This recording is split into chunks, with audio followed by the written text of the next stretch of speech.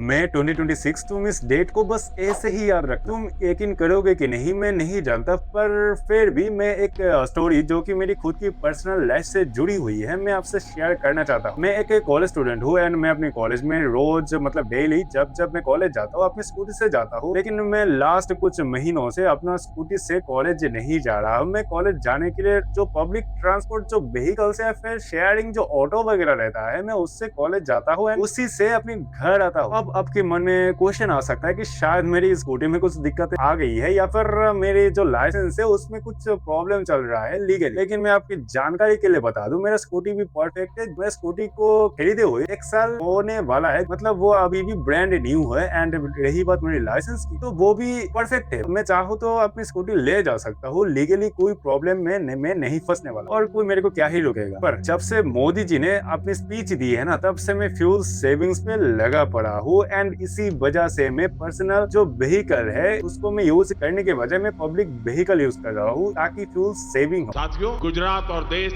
में विकास के प्रयासों के बीच एक और विषय संवेदनशील होता जा रहा है। पिछले कुछ वर्षों में दुनिया लगातार अस्थिर परिस्थितियों से गुजर रही है। पहले कोरोना का संकट, फिर वैश्विक आर्थिक चुनौतियां और अब पश्चिम एशिया में बढ़ता तनाव। इन सारी परिस्थितियों का असर लगातार पूरी दुनिया पर पड़ रहा है और भारत भी इससे अछूता नहीं है।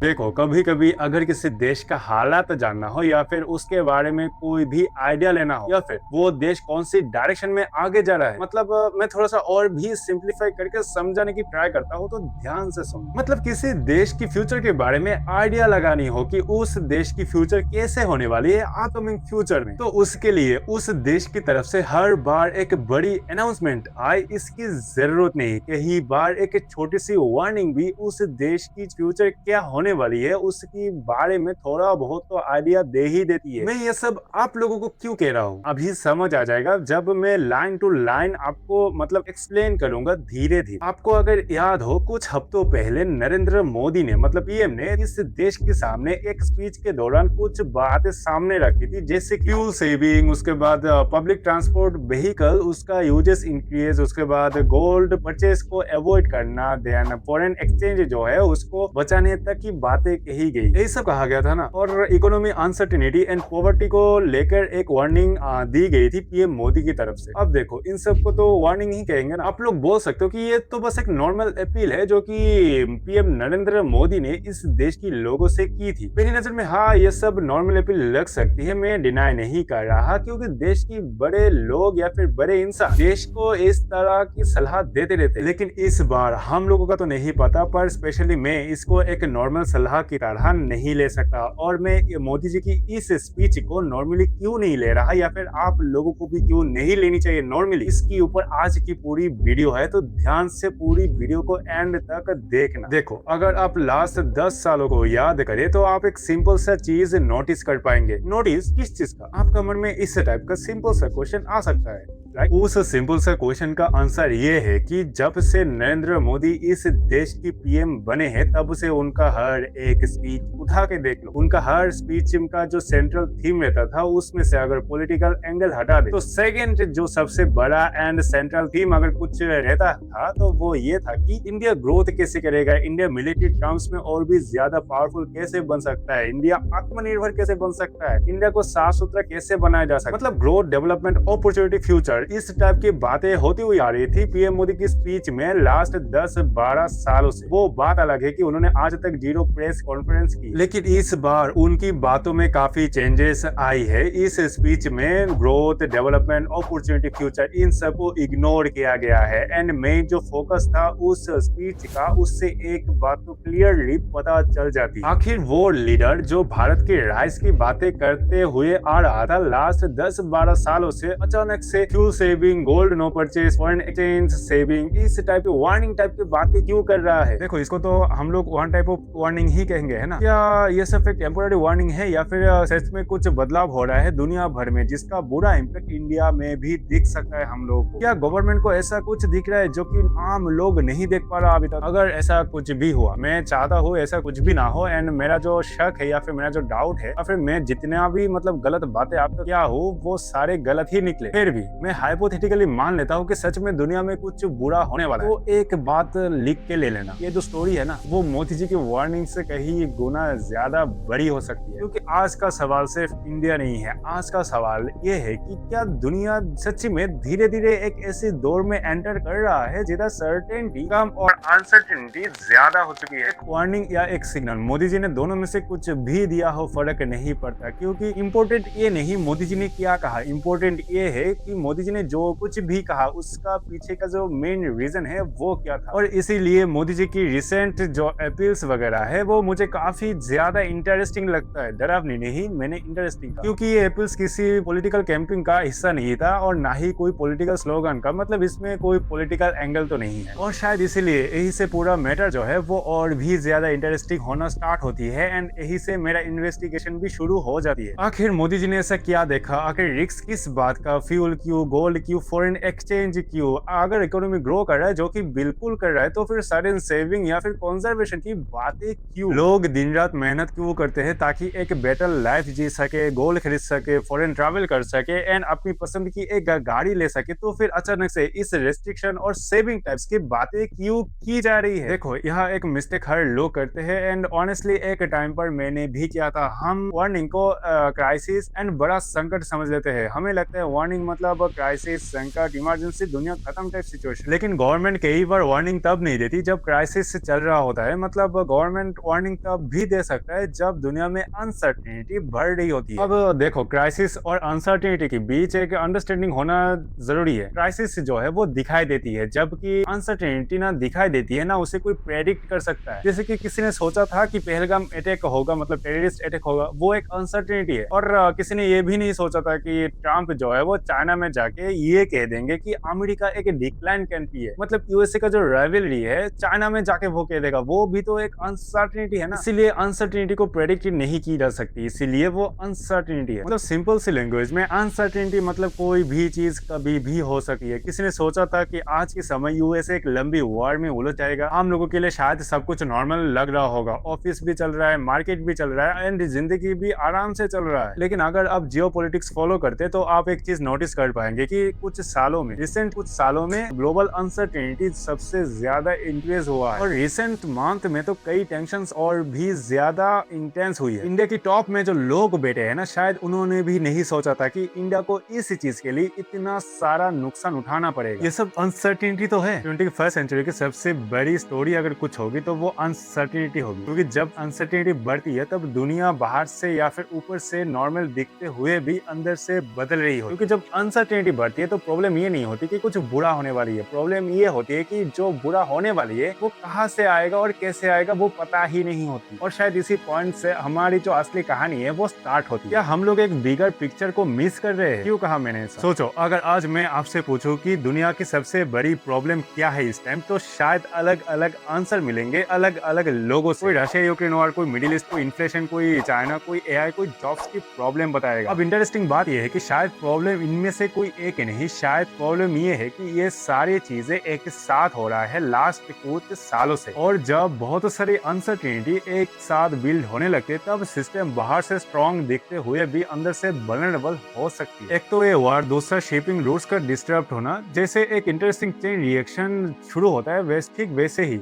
एक डिस्ट्रप्शन हजारों किलोमीटर दूर होता है, लेकिन उसका इम्पैक्ट जो है या फिर उसका रिएक्शन जो है वो हमारी पेट्रोल पंप तक तो पहुंच जाता है। स्ट्रेट ऑफ हॉर्मुज, सीधा बात। अगर ये सब अलग अलग टाइम में होता ना तो शायद मैनेज किया भी जा सकता था, लेकिन जब ये सारे इंसिडेंट अनसर्टेनिटी एक साथ होने लगी तब पिक्चर जो है ना वो अलग ही लेवल में जा पहुंचा है। और शायद इसी वजह से दुनिया भर में अलग अलग लेवल का चेंजेस देखने को मिल रहा है। धीरे धीरे हम लोग लीडर्स ग्रोथ की बात जैसे कर रहे हैं, ठीक वैसे ही प्रिपेयर्डनेस की भी बातें कर रहे हैं, मतलब रेडी रहो कुछ बड़ा के लिए। डेवलपमेंट की बात कर रहे हैं लेकिन साथ ही रेजिलियंस की भी बात कर रहे हैं, कॉन्फिडेंस की बात कर रहे हैं, लेकिन साथ ही साथ वार्निंग भी दिया जा रहा है हम। और यह पीएम मोदी की जो वार्निंग है वो फिर से इम्पोर्टेंट हो जाती है, क्योंकि सवाल ये नहीं कि उन्होंने फ्यूल बचाने के लिए क्यों कहा, असली सवाल ये है कि उन्होंने अब क्यों कहा। जबकि दुनिया एक अनसर्टेनिटी से गुजर रही है तब ही क्यों, आगे क्यों नहीं, उसके बाद क्यों नहीं। क्योंकि आज भी आर्टिफिशियल इंटेलिजेंस से लेकर ग्लोबल ट्रेड तक सब कुछ एक इनविजिबल फाउंडेशन पर खड़ा है। मतलब कहीं भी ओवर स्टार्ट हो जाए पर उसका इफेक्ट जो है वो ऑयल एंड ट्रेड पर आता ही है। लाइव एग्जांपल है स्ट्रेट ऑफ हॉर्मुज का बंद होना। और रही बात एनर्जी की, तो जब वो अनस्टेबल होता है, मतलब जब एनर्जी अनस्टेबल होती है तब दुनिया भी अनस्टेबल होती है। एनर्जी मतलब ऑयल, गैस, सब कुछ। और उसीलिए as a result Modi ji की तरफ से हमें ऑयल सेविंग टाइप की, मतलब एनर्जी सेविंग टाइप की बातें सुनने को मिल रहा था। और यही से कहानी में एक इंटरेस्टिंग मोड़ आता है, क्योंकि जब हम अनसर्टेनिटी की बात करते हैं तब ज्यादातर लोग पॉलिटिक्स देखते हैं या फिर वॉर देखते हैं या फिर इन्फ्लेशन को देखते हैं, लेकिन शायद दुनिया की सबसे इंपॉर्टेंट स्टोरी इनमें से कोई भी नहीं है। सबसे इंपॉर्टेंट स्टोरी कह लो या फिर अनसर्टेनिटी कह लो, वो कुछ और ही है, एनर्जी। और स्पेसिफिकली बोलूं तो ऑयल। ठीक सुना, ऑयल। हम ऑयल के बारे में तब सोचते हैं जब ऑयल महंगा हो जाता है। अगर कल सुबह पेट्रोल का प्राइस 5 रुपए से बढ़ जाए तो लोगों में हाहाकार मच जाएगा। एंड ये भी हो सकता है कि लोग पेट्रोल पंप में अपना ड्रम लेके जाए एंड ड्रम भर भर के घर में आके स्टोर करने लगे। लेकिन अगर मैं आपसे पूछूं कि आपका डेली लाइफ का कितना हिस्सा ऑयल पर डिपेंड करता है, तो आप में से बहुत ऐसे भी होंगे जो इसका एग्जैक्ट आंसर दे भी ना पाए। और बहुतों को इसका आंसर गलत भी पता हो सकता है। क्यों कहा मैंने ऐसा? इसका रीजन है हम लोग ऑयल को फ्यूल समझ लेते हैं, जिससे मतलब गाड़ियां चलती है, वही तो है ना ऑयल। कैच वही है। मॉडर्न इकोनॉमी में ऑयल का यूजेस टोटली अलग है। मॉडर्न इकोनॉमी में ऑयल बस एक ट्रांसपोर्ट के लिए यूज नहीं की जाती। मॉडर्न इकोनॉमी में ऑयल एक स्ट्रक्चर की तरह यूज की जाती है। आपका खाना, आपका transport, online delivery, factories, flights, global trade, construction, A to Z, जितना भी आप लोग सोच सकते हो वो सारा ऑयल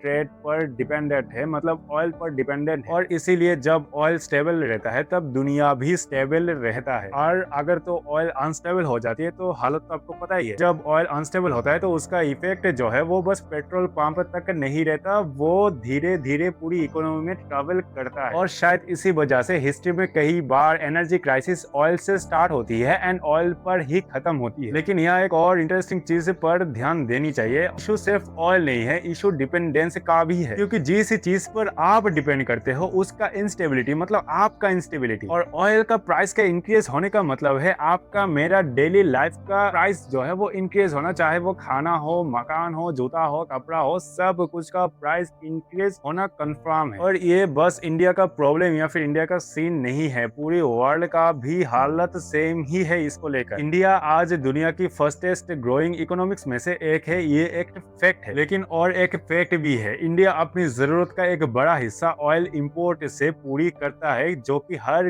ग्रोइंग इकोनॉमी या फिर हर ग्रोइंग कंट्रीज का एक स्ट्रक्चरल ट्रूथ है। ऑयल मतलब हमारी इकोनॉमी का एक क्रिटिकल कंपोनेंट जो कि ऑयल है, वो हमारी कंट्रोल से बाहर है। और यह एक सवाल खड़ा होता है, अगर कल दुनिया के किसी भी कोने में कोई भी क्राइसिस या फिर कोई भी वॉर स्टार्ट हो जाती है तो उसका इम्पैक्ट जो है वो हमारी दिल्ली या फिर मुंबई तक भी आ सकती है बिकॉज ऑफ ऑयल क्राइसिस जो कि आएगी। तो उस केस में इंडिया क्या ही कर लेगा? मैं मानता हूँ कि एक वॉर इंडिया से हजारों किलोमीटर दूर हो सकता है, लेकिन उस वॉर का जो इम्पैक्ट है ना वो आपके शहर, आपके घर तक पहुंच सकती है। और ठीक इसीलिए ग्लोबलाइजेशन का जैसे बेनिफिट्स भी मिलता है हमको, ठीक वैसे ही उसका नुकसान भी हमको भुगतना पड़ता है। आपने कहीं तो सुना ही होगा कि एक सिक्के का दो पहलू रहता है, तो ये इसका एक लाइव एग्जांपल है। शायद प्रॉब्लम वॉर नहीं है, ये एक मैच्योर रियलाइजेशन है। एंड ये इस वीडियो का सबसे बड़ा एंड इम्पोर्टेंट रियलाइजेशन भी है। जब हम हेडलाइन देखते हैं तब हमें लगता है कि दुनिया में अलग अलग बड़ी बड़ी प्रॉब्लम चल रही है, जैसे कि Russia Ukraine war, middle east tension, China slowdown, inflation, supply chain disruption, AI certainty. लेकिन रियलिटी शायद कुछ और है। ये शायद अलग अलग प्रॉब्लम नहीं है, ये शायद एक ही डिजीज का अलग अलग सिम्टम्स है। मैंने अब तक जो भी कुछ कहा है वो सब कुछ भूल जाओ, तुम एक बार फ्रेश दिमाग से सोचो खुद से। यूरोप जो है वो एनर्जी को लेकर स्ट्रेस फील कर रहा है, चाइना का जो ग्रोथ है वो स्लो डाउन हो गया है, अमेरिका का जो इन्फ्लेशन है वो डे बाय डे इंक्रीज हो रहा है, शिपिंग रूट से जो है वो डिस्टर्ब हो रहा है, ऑयल मार्केट जो है वो नेगेटिवली रिएक्ट कर रहा है, दुनिया भर का सप्लाई चेन वीक हो गया है। सरफेस पर सब कुछ नॉर्मल लग सकता है, लेकिन अगर आप थोड़ा सा जूम इन करेंगे तो शायद आपको दिख जाएगा कि सप्लाई चेन का असली हालत फिलहाल इस दुनिया में क्या हो रखा है। प्रेडिक्टेबिलिटी कम हो रहा है, मतलब दुनिया में फ्यूचर में क्या होने वाली है उसके बारे में कोई कुछ भी नहीं बोल सकता आइडिया लगाकर। और शायद इसीलिए आज की गवर्नमेंट ग्रोथ के साथ रेजिलियंस की भी बातें कर रही है, एक्सपेंशन के साथ प्रिपेयर्डनेस की भी बातें कर रही है, एंड कॉन्फिडेंस के साथ वार्निंग की भी बातें कर रही है। प्रॉब्लम ये नहीं कि दुनिया कोलैप्स कर रही है या फिर उस टाइप का थिंकिंग है, प्रॉब्लम ये है कि दुनिया अब पहले जैसी प्रेडिक्टेबल नहीं रहा। और जब प्रेडिक्टेबिलिटी भी कम हो जाती है ना, तब रिस्क मैनेजमेंट भी सबसे इंपॉर्टेंट हो जाती है। और यही पर मोदी जी की जो वार्निंग है वो फिर से रिलेवेंट हो रहा है ना, क्योंकि शायद उनकी बातों का जो मतलब था वो फ्यूल के बारे में कम एंड अनसर्टेनिटी के बारे में ज्यादा था। लेकिन अब फिर से एक अनकंफर्टेबल क्वेश्चन खड़ा होता है, अगर फिलहाल की दुनिया इतनी अनसर्टेनिटी से भरी हुई है, क्या इंडिया इसके लिए प्रिपेयर्ड है? और यही जो सवाल है वो हमें पार्ट 3 की तरफ ले जाती है। और मैंने कहा था ना, क्या इंडिया इसके लिए प्रिपेयर्ड है? तो ऑनेस्टली ये जो सवाल है ना वो बस इंडियन गवर्नमेंट से नहीं पूछा जा रहा। ये जो सवाल है वो हर एक कंट्री से पूछा जा रहा है, चाहे वो यूरोप हो, अमेरिका हो, चाइना हो, इवन हमारा प्यारा भारत ही क्यों ना। क्योंकि जब ग्लोबल सिस्टम स्टेबल होता है तब ग्लोबलाइजेशन का जो स्ट्रेंथ है वो हम लोगों को देखने को मिलता है बाहर से। लेकिन जब दुनिया भर में अनसर्टेनिटी बढ़ती है तब वर्ल्ड में जो बाकी कंट्रीज है उनका बिहेवियर लिटरली ड्रास्टिकली चेंज होना शुरू कर देता है। और शायद इसीलिए एनर्जी सिक्योरिटी हो या फिर सप्लाई चेन हो या फिर स्ट्रेटेजिक रिजर्व जैसी वर्ड ही क्यों ना हो, इस टाइप का जितने भी वर्ड है वो आज की दुनिया में पॉपुलर होने लगी पहले से भी ज्यादा। एंड इसका जो कॉन्सेप्ट है ना वो भी आज सबसे इम्पोर्टेंट बन चुका है। और इसीलिए आज की दुनिया में जितनी भी कंट्रीज है, स्पेशली फर्स्टेस्ट ग्रोइंग इकोनॉमिक्स कैटेगरी में जितनी भी कंट्रीज आती है ना, सारे इन सब कॉन्सेप्ट को एडॉप्ट करना शुरू कर चुकी है ऑलरेडी। और हाँ, इंडिया भी उसमें से एक है। अगर तो अब वीडियो की इस जगह तक पहुंच गए हो तो कांग्रेचुलेशंस एंड थैंक यू हाँ वीडियो को यहाँ तक देखने के लिए। एंड अब मैं आपसे एक छोटा सा क्वेश्चन पूछना चाहता हूँ, इसका आंसर यस और नो में कमेंट सेक्शन में देना, ठीक है? तो क्वेश्चन ये है कि आप प्रिपरेशन हर बार इनफ होता है हर टाइप की सिचुएशंस को हैंडल करने के लिए? इसका आंसर यस और नो में कमेंट सेक्शन में देना, ठीक है? आपका आंसर आप कमेंट सेक्शन में दे देना, पर मेरा जो आंसर है ना, मतलब मेरा पीओवी से, वो ये है कि इस क्वेश्चन का जो आंसर है ना, मतलब यह एक क्रिटिसिज्म भी है एंड एक काउंटर पॉइंट भी एग्जिस्ट करता है, दोनों ही एक साथ। पहले तो हम नॉर्मल लोगों की जो पीओवी है, जिनको जियोपॉलिटिक्स के बारे में इतना नॉलेज नहीं है, उनकी पीओवी से हम इस क्वेश्चन का आंसर देने की ट्राई करते हैं। तो नॉर्मल लोगों की पीओवी से अगर उनको ये क्वेश्चन पूछा जाता तो उनकी आंसर ये रहता कि अगर रिस्क इतना ऑब्वियस था कि रिस्क आने ही वाला है तो प्रिपरेशन और भी ज्यादा तेज होनी चाहिए थी, जो कि सही है। और बाहर से जो चीजें हम लोग इंपोर्ट करते हैं उसका डिपेंडेंसी भी और भी ज्यादा कम करनी चाहिए। और रही बात एनर्जी सिक्योरिटी की, तो उसके लिए भी देश को पहले से रेडी रहनी चाहिए थी। और ये तो रहा नॉर्मली जो लोग सोचते हैं उनकी पीओवी से इसका आंसर, क्योंकि नॉर्मल लोगों को जब ये क्वेश्चन पूछा जा रहा है एंड उनकी तरफ से इसका जो काउंटर आंसर या फिर काउंटर जो क्वेश्चन वगैरह हमको मिल रहा है वो एकदम वैलिड है, वो उनकी पीओवी से एकदम ठीक है या फिर एकदम राइट है। लेकिन उसी के साथ इस सिचुएशन का जो दूसरा साइड है ना वो भी उतना ही इंपॉर्टेंट है। मैंने कहा था ना कि दूसरा साइड में क्या होता है, कभी कभी कहीं कंट्री के पास वो पावर होती ही नहीं। फॉर एग्जांपल क्यूबा आज के समय में एक ऐसी कंट्री बन चुका है जो एनर्जी क्राइसिस से जूझ रहा है। वो चाह कर भी कोई भी ऑयल नहीं खरीद पा रहा या फिर इंपोर्ट नहीं कर पा रहा अपनी कंट्री पे बिकॉज ऑफ यूएस। इसीलिए आज वो अंधकार में डूबा हुआ है। लिटरली उसका जो फोटो है ना, मैं एडिट के समय ऐड करने की ट्राई करूंगा। अगर हिस्ट्री को ध्यान से देखेंगे ना तो पता चलेगा कि बहुत सारी बड़ी जो ग्लोबल इवेंट हो चुकी है दुनिया में, चाहे वो 2008 का फाइनेंशियल क्राइसिस हो या फिर कोविड-19 हो या फिर रशिया यूक्रेन वॉर हो, इस टाइप की जो ग्लोबल इवेंट हुई ना या फिर अभी भी हो रहा है, उन सबको प्रेडिक्ट नहीं किया गया था। वो ऑलमोस्ट इम्पॉसिबल था उस चीज को प्रेडिक्ट करना। कई बार दुनिया की सबसे बड़ी डिस्ट्रप्शन वही होती है जिन्हें लोग पहले इम्पॉसिबल समझते हैं। जैसे हम कोविड-19 को ही देख लेते हैं, इसने सोचा था कि कोविड-19 एक दुनिया पर इतना बड़ा इम्पैक्ट दिखाएगा अपना, और शायद इसीलिए क्वेश्चन ब्लेम का कम है एंड प्रिपरेशन का ज्यादा, क्योंकि अनसर्टेनिटी की दुनिया में परफेक्ट प्रेडिक्शन पॉसिबल ही नहीं है और ना ही परफेक्ट प्रिपेयरनेस। लेकिन एक बेटर प्रिपेयरनेस तो हो सकता था गवर्नमेंट की तरफ से, और शायद आज की गवर्नमेंट वही करने की ट्राई कर रही है जिसकी तैयारी उनको सालों पहले स्टार्ट कर देना चाहिए था। तो हाँ, यहाँ पर इस बात को लेकर क्रिटिसिज्म करना लॉजिकली फिट बैठता है। लेकिन एक इंटरेस्टिंग क्वेश्चन जो कि आपकी मन में आ रहा होगा कि अगर दुनिया पहले से ज्यादा अनसर्टेन बन चुके हैं तो आम लोगों को सब कुछ नॉर्मल क्यों लग रहा है या फिर नॉर्मल क्यों दिख रहा है सब कुछ? रोड्स पर ट्रैफिक है जैसे पहले था, फ्लाइट्स फुल है, मॉल्स जो है वो क्राउडेड है, रेस्टोरेंट बिजी है एंड मार्केट जो है वो चल रहा है पहले जैसे। तो फिर प्रॉब्लम कहाँ है? सब कुछ नॉर्मली तो चल रहा है। अगर आपका भी मन में इस टाइप का क्वेश्चन आ रहा है तो यही एक सबसे बड़ा मिसअंडरस्टैंडिंग छुपा हुआ है। आपको अगर याद हो कि मैंने वीडियो के स्टार्टिंग में बताया था, जैसे क्राइसिस जब आता है तो दिखाई देता है, लेकिन ये जो अनसर्टेनिटी है वो दिखाई नहीं देती। अब पता चला सब कुछ इतना नॉर्मल क्यों लग रहा है। हिस्ट्री में बड़े बड़े चेंजेस अक्सर धीरे धीरे धीरे आते, एक रात या फिर एक दिन में नहीं आता। लोगों को 2008 का जो फाइनेंशियल क्राइसिस है ना वो एक दिन पहले तक लोगों को नजर नहीं आ रहा था। कोविड-19 भी ज्यादातर लोगों को जनवरी 2020 तक एक ऑर्डिनरी न्यूज लग रहा था, जो कि हर न्यूज चैनल हर समय दिखाते रहते हैं उस टाइप का नहीं। पर हम सबको पता है कि वो आगे चल के कितना डेंजरस बन चुका था। तो ये भी तो एक अनसर्टेनिटी है ना। बड़े शिफ्ट्स अक्सर तब विजिबल होते हैं जब वो ऑलरेडी शुरू हो चुके होते हैं, और शायद इसीलिए दुनिया की सबसे डेंजरस चीजों में से एक चीज अनसर्टेनिटी है, क्योंकि ये जो अनसर्टेनिटी है वो विजिबल होता ही नहीं। क्योंकि अनसर्टेनिटी हेडलाइन पे कम पैटर्न में ज्यादा नजर आता है। जैसे कि एक डिजीज आने से पहले उसका पैटर्न धीरे धीरे देखने को मिलता है, ठीक वैसे ही अनसर्टेनिटी आने से पहले अनसर्टेनिटी आने का जो पैटर्न है वो धीरे धीरे देखने को मिलता है। एंड आज का समय जो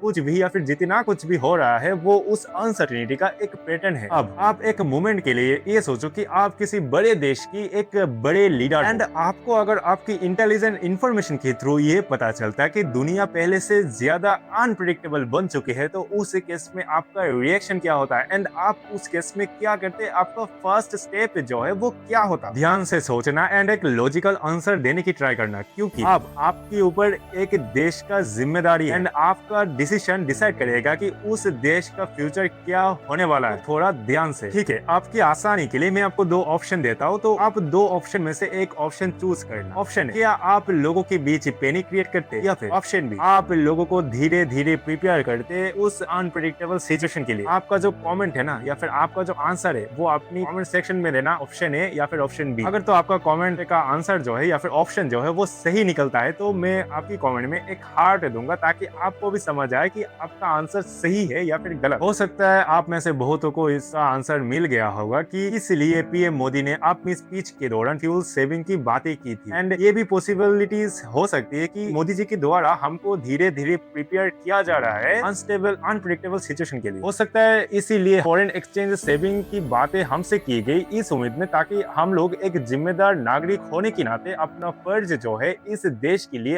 अदा कर सके। हो सकता है इसीलिए अननेसेसरी इंपोर्ट मतलब गोल्ड ना खरीदने के लिए कहा गया है हम लोगों को। ये जरूरी नहीं कि ये डिजास्टर या फिर क्राइसिस की वार्निंग हो, लेकिन ये भी जरूरी नहीं कि इसको हम एकदम इग्नोर ही कर दे। कभी कभी लीडर्स भी फ्यूचर को प्रेडिक्ट करने में असमर्थ हो जाते हैं, लेकिन वो रिस्क को नोटिस कर लेते हैं अपनी एडवांस टीम के थ्रू, जो कि एक नॉर्मल आम आदमी नहीं कर सकता। और शायद यही एक रीजन है कि नरेंद्र मोदी का जो टोन है स्पीच के दौरान वो 10-12 सालों के बाद जाके आज चेंज हुआ है। आज मतलब मई 2026 को जब हमने इस वीडियो की शुरुआत की थी तब हमने एक सवाल, सिंपल सा सवाल पूछा था कि मोदी जी ने ऐसी बातें क्यों की, लेकिन शायद अब जवाब जो है वो मोदी जी की स्पीच से कहीं गुना ज्यादा बड़ी हो चुकी है, जिसका अनुमान जो है आप लोगों को भी लग गया होगा इतना देर। क्योंकि जितना हमने इस पैटर्न को देखा सिर्फ उतना ही इशूज सामने आई है। हो सकता है कि इशू जो है वो और भी ज्यादा भयंकर हो। मैं आपको डरा नहीं रहा, बस पॉसिबिलिटीज बता रहा हूँ। इशू सिर्फ ऑयल का नहीं, इशू सिर्फ इंडिया का नहीं, इशू सिर्फ किसी एक वॉर का नहीं। अगर कोई सच्ची में कुछ इशू है ना तो वो प्रेडिक्टेबिलिटी का है। मतलब कंट्रीज से किसी चीज को प्रेडिक्ट कर ही नहीं पा रहा, मतलब अनसर्टेनिटी। कई सालों तक दुनिया का बेसिक एजम्पशन ये था कि कल आज जैसा ही होगा, मतलब दुनिया कम से कम प्रेडिक्टेबल तो था, दुनिया को प्रेडिक्ट किया जा सकता था। लेकिन आज शायद ये एजम्पशन पहले जितना स्ट्रॉन्ग नहीं रहा, एंड इसी वजह से रेजिलियंस, प्रिपेयर्डनेस और रिस्क मैनेजमेंट फैशनेबल वर्ड से ज्यादा नेसेसरी वर्ड बन चुकी है। पिछले कुछ सालों में दुनिया ने हमको एक अजीब लेसन दिया। कभी एक वायरस पूरी दुनिया को रोक देती है, कभी एक वॉर पूरी ग्लोबल मार्केट को हिला के रख देता है, और कभी तो एक छोटा सा शिपिंग रोड पूरी सप्लाई चेन को ही ऐसी की तैसी करके रख देता है, और कभी एक प्राइम मिनिस्टर का सिंपल सा वार्निंग एक बड़ी सवाल खड़ा कर देता है। अगर मैं आपसे एक क्वेश्चन पूछूं, क्या हम एक नए क्राइसिस एरा में यानी कि युग में एंटर कर रहे हैं, तो उसका आंसर होगा यस,